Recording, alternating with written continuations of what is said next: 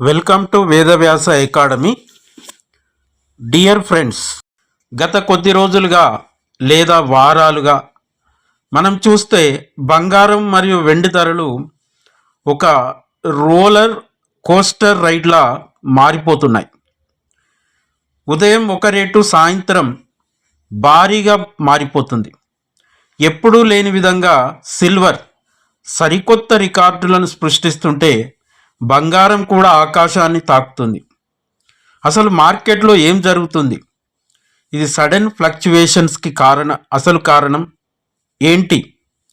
2026లో ఈ ట్రెండ్ ఎలా ఉండబోతుంది? ఈరోజు వీడియోలో ఎవరి ప్రచారాలకు సంబంధం లేకుండా అసలైన మార్కెట్ వాస్తవాలని మనము చర్చించుకుందాం. ప్రస్తుత మార్కెట్ పరిస్థితి ఏంటి? ముందుగా మనం గమనించాల్సింది వెండి వేగం. బంగారం కంటే కూడా వెండి ధరల్లో మార్పులు చాలా తీవ్రంగా ఉన్నాయి.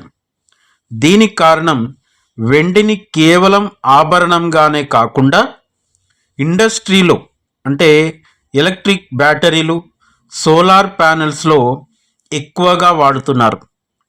పారిశ్రామిక డిమాండ్ పెరగడం వల్లే వెండి రేట్లు అంతగా పరిగెడుతున్నాయి.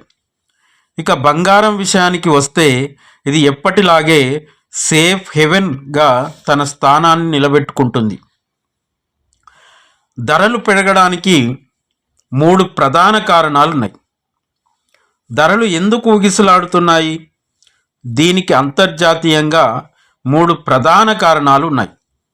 జియో పొలిటికల్ టెన్షన్స్, ప్రపంచవ్యాప్తంగా వివిధ దేశాల మధ్య జరుగుతున్న యుద్ధాలు లేదా ఉద్రిక్తత పరిస్థితులు.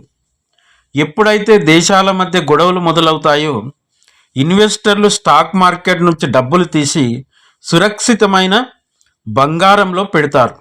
అందుకే రేట్లు పెరుగుతాయి. డాలర్ వర్సెస్ రూపాయి. మన రూపాయి విలువ డాలర్తో పోలిస్తే బలహీనపడటం. మనం బంగారాన్ని విదేశాల నుంచి డాలర్లలో కొంటాం. కాబట్టి డాలర్ బలపడితే మనకు బంగారం ధర ఆటోమేటిక్గా పెరుగుతుంది. సెంట్రల్ బ్యాంకుల కొనుగోలు. కేవలం సామాన్యులే కాదు, చైనా, రష్యా, ఇండియా వంటి దేశాలు సెంట్రల్ బ్యాంకులు కూడా టన్నుల కొద్దీ బంగారాన్ని కొని రిజర్వులుగా దాచుకుంటున్నాయి.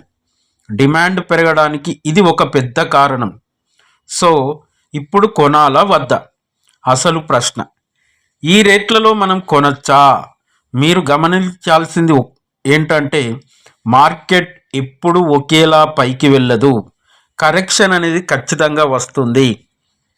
నా సలహా, మీరు పెళ్ళిళ్ళ కోసము లేదా ఆభరణాల కోసం కొనాలనుకుంటే ధర కొంచెం తగ్గినప్పుడు కొనడం మంచిది. ఇన్వెస్ట్మెంట్ కోసం ఒకేసారి మొత్తం డబ్బు పెట్టకండి. మ్యూచువల్ ఫండ్స్ లాగా ప్రతీ నెల కొంచెం కొంచెం గ్రాముల చొప్పున కొనడం ఉత్తమం. దీనివల్ల రేటు ఎక్కువ ఉన్నా తక్కువ ఉన్నా మీ సగటున మంచి లాభం వస్తుంది. చివరిగా చెప్పేది ఒకటే ఫ్రెండ్స్, బంగారం ఎప్పుడూ దీర్ఘకాలిక పెట్టుబడే. ఈరోజు కొని అమ్మేది కాదు. రాబోయే కాలంలో ద్రవ్యోల్బణము మరియు అంతర్జాతీయ పరిస్థితుల దృష్ట్యా బంగారం మరియు వెండి ధరలు ఇంకా పెరిగే అవకాశాలే ఉన్నాయి తప్ప భారీగా పడిపోయే ఛాన్స్ తక్కువ. కాబట్టి ప్లాన్ చేసుకొని ఇన్వెస్ట్ చేయండి. ఈ విశ్లేషణ మీకు నచ్చితే లైక్ చేయండి, మీ ఫ్రెండ్స్ అండ్ ఫ్యామిలీతో షేర్ చేయండి. ఇలాంటి న్యూస్ అండ్ ఫైనాన్షియల్ అప్డేట్ కోసం మన ఛానల్ని సబ్స్క్రైబ్ చేసుకోవడం మర్చిపోకండి. జై హింద్.